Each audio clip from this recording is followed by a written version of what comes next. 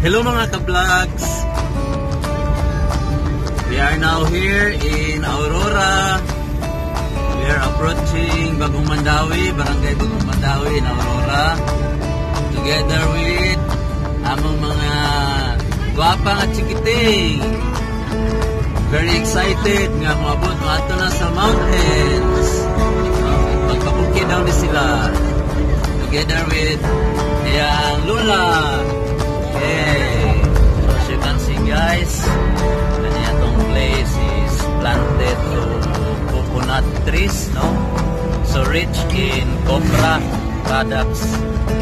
Then nagkuhan ko din sila integrated farming. And naabot sila yung mga bananas, cassava, naabot sila yung mga mais, no?